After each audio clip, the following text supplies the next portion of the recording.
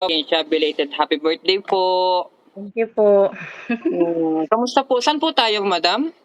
Dito po sa Damam. Hindi ko po, Oh, sehat po, sehat. Shetay. Alam mo yung Shetay? Hindi po kasi masyadong naglalabas ng, hindi Hindi ko ka alam yung mga nakakalabas dyan? lugar-lugar. Nakakalabas naman po Alam mo pagka weekend. Shateya, pumunta ka ng Cosmo doon, kumuha ka ng coffee. May KFC doon eh, Shatay ba yun? Malapit sa Lulu, Carrefour, parang ganun. Lolo, malapit po dito yung Lolo at saka Shatay, yung search mo yung Honda. Cosmo Damam drive-thru. Sige po. Punta ka lang doon, Thank ha? you. So, anong nangyari sa birthday mo kahapon? Anong Ayun ganap? naman, ayun naman po, sinurprise po ako nung mag-anak. Talaga? Opo. Oo, lahat naman ng natatawagan ko puro maka-okey sa amo. So, regarding po sa iyong mga, regulation po dito sa Saudi, alam mo po ba yung mga makukuha mong mga benefits? Alam ko po pero hindi ko po sure kung makukuha ko dito sa kanila. Ipaliwanag mo nga sa'kin kung may alam ka. Ang ang alam ko lang po kasi kapagka na finish yung kontrata ko is maibibigay nila yung back payment kung babalik ako sa kanila. Vacation pay Pero yon. Vacation pay ang tawag do'n, vacation yes pay. po, Okay, then? yun lang po yung alam ko. Oo. Okay, dadagdagan natin. So, kasi lahat ng kinakausap ko gusto kong tanungin para may alam sila, okay?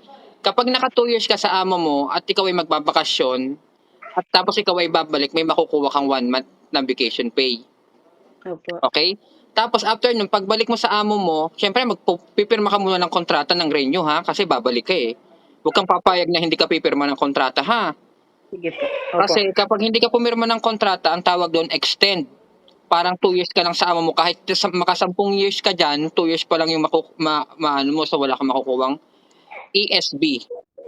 Opo. Okay, ang ESB na yon, for example, kapag naka 4 years tayo sa amo, pag naka 4 years tayo sa amo natin, may makukuha tayong ESB. Ito yung ESB na tinatawag na indemnity or back pay, parang back pay. Ganon. Opo. Okay, naintindihan? Opo. Oh, so yun lang Eh, po ang May pero tanong ka po ba? pero po pagka po halimbawa na pag po na-finish yung kontrata ko or puwede po ako mag-extend ng ilang buwan. Pwede. Pero hindi na po Pwede bumabalik. kung ayaw mo nang bumalik. Opo, Ayun ang advantage ng extend. For example, opo, extend ka ng 1 year kasi gusto mo pang makaipon, pwede 'yon. Okay, pero opo. kung babalik ka, ang ano ko sa'yo, renew. Okay? So, Opo. kailangan mo din pag-isipan ng kabayan ang bagay-bagay kasi alam mo napakahirap sa atin kung okay ka naman diyan, magtiis ka muna ng kaunti kasi mahirap mag back to zero sa Pilipinas, 'yan ang tandaan mo ha. Mag-isip ng 100 times. Hindi basta-basta kung baguhan ka pa lang diyan kasi dati ganyan din ako. Ay, uuwi na ako.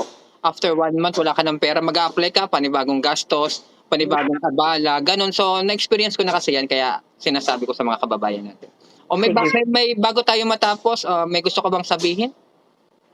Maraming salamat po sa pagtawag niyo. First time ko po.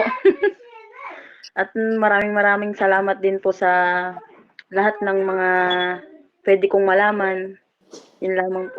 Okay, Thank kapag you. may mga katanungan ka pala, sabihan mo lang ako ha. Thank you. Thank you Sana masaya po. ka sa birthday mo. Opo, napasaya naman po nila Oo. ako. Okay, good. Ipo-post ko 'to, sana maraming views. Ito pa ang good news. Kapag marami kang views, ibibigay ko yung kinita mo sa'yo. Thank you po. Kaya gawa mo ng paraang dumami yung views ng video nating ito, ha? Sige po, patag na lang po ako. Okay po. So, para yung lahat sa mga, yun ang hindi alam ng mga kinakausap ko. For example, meron kang 1 million views. Magkano ba kinikita ng 1 million views? Ang kinikita ng million views, almost 2,000 mahigit pesos. O, di ba? Ganito lang, makakita ka ng 2,000 na simple. Lalo na pag trending, yung kumausap ka na, siguro pag yung mga naiyak, yun yung mga magte-trending. Yung Ah, mga ganon, di ba? pero ngayon po masaya naman po kasi mababait naman po sila. Oo. 2 beses na po kasi akong nag-birthday sa kanila.